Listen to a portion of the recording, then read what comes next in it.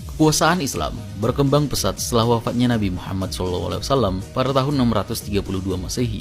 Khulafaur Rasyidin memulai ekspansi besar wilayah Islam keluar semenanjung Arab termasuk Persia, Levan, Mesir, dan sebagian Afrika Utara. Kemudian Umayyah memperluas Islam hingga ke Spanyol dan India, dan nantinya dilanjutkan oleh Abbasiyah dengan revolusinya dan mendirikan Baghdad sebagai ibu kota dan menjadikannya pusat kebudayaan dan ilmu pengetahuan dunia. Kekhalifahan Abbasiyah menjadi zona perdagangan, baik barang dagang, budaya maupun pengetahuan dari Persia, India, dan bahkan Bizantium.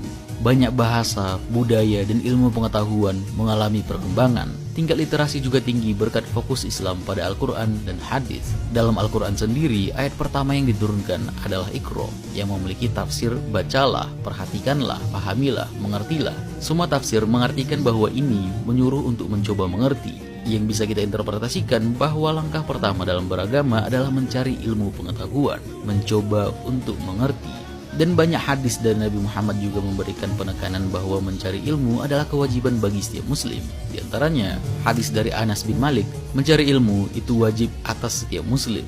Dari Abu Hurairah, para nabi tidak mewariskan dinar atau dirham, mereka hanya mewariskan ilmu. Barang siapa mengambilnya, ia telah mengambil bagian yang banyak. Dan ini memberi motivasi yang besar bagi para ilmuwan di Abbasiyah pada masa itu, membuat mereka mencoba untuk mengerti diri, dunia dan seisinya, menjadikan ilmu pengetahuan memiliki nilai yang sangat tinggi dalam agama. Ini yang membuat mereka tidak peduli apakah yang dipelajari karya non-muslim, asal itu memajukan pengetahuan mereka. Meskipun kita tidak bisa dengan tepat menentukan apakah tingkat literasi mereka tinggi atau tidak, tapi kita jelas bisa mengatakan bahwa tingkat literasi mereka lebih tinggi jika dibandingkan dengan Eropa yang masih berada di abad ke-8 pada masa itu.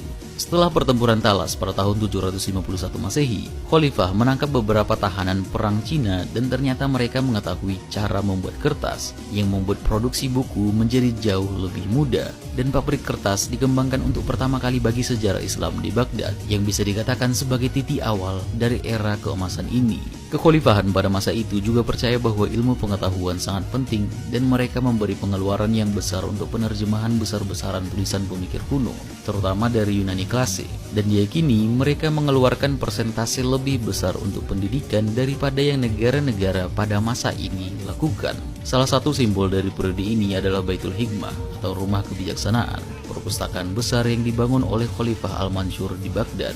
Baitul Hikmah dikatakan menjadi simbol dari keemasan ini dikarenakan ketika dia dibangun, ini menjadi awal dari era keemasan, dan ketika Baitul Hikmah nantinya hancur, ini dikatakan menjadi akhir dari era keemasan ini. Penerus Al-Mansur, Al-Rashid juga melakukan tradisi ini dan mendukung besar gerakan terjemahan.